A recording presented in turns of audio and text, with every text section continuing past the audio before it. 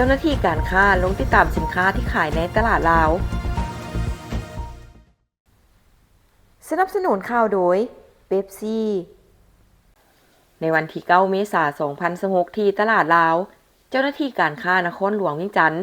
นำโดยทานคำเปิ้ลวรเดชห้องหัวหน้าแผนกอุตสาหกรรมและการค้านครหลวงเวียงจันทน์ได้นำพาคณะลงสุกยูที่ตามกวดกาสินค้าและราคาอยู่ตลาดลาวโดยการต้อนรับของทานเฉลิมไซเทียงธรรมประธานที่ปรึกษาตลาดลาวมีผู้อำนวยการและผู้จัดการตลาดลาวเข้าร่วมเพื่อเกี่ยมพร้อมการสนองเสบียงอาหารที่เพียงพอกับความต้องการสมไส้ภายในนครหลวงเวียงจันทน์ในระยะบุญปีใหม่ลาว 2026 ท่านสมหวังไซสมภูผู้จัดการตลาดลาวได้รายงานว่าตลาดลาวเป็นตลาดขายยกแห่งที่ 3 ในนครหลวงเวียงจันทน์มีเนื้อที่ 70,000 กว่าตารางเมตรการจัดสรรเนื้อที่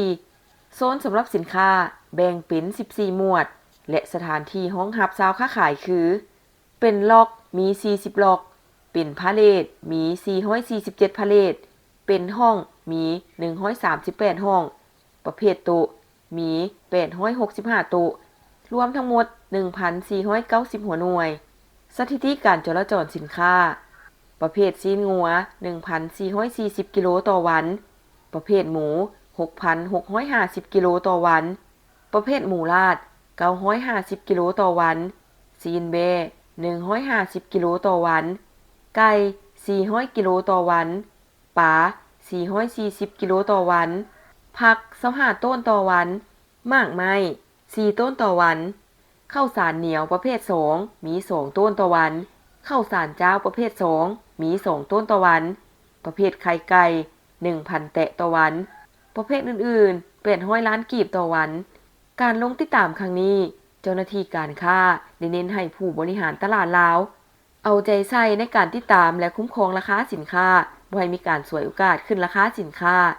ให้มีการโฆษณาระเบียบการต่างๆผ่านโทรโข่งของจัดสรรตลาดเพื่อให้แม่ค้ามีความเข้าใจติดตามกวดกาสินกลางให้มีความพร้อมอยู่เสมอเอาใจใส่รักษาความสะอาดภายในตลาดการเก็บเมียนขี้เหงื่อการบริหารการจอดรถให้เป็นระเบียบเก็บกำสถิติการนำเข้าสินค้ามาขายในตลาดการติดป้ายราคาและอื่นๆ Make lunch better. Ooh, Pepsi. Make it super, mega, extra spicy. Make it viral. That's better. Your meals better with Pepsi.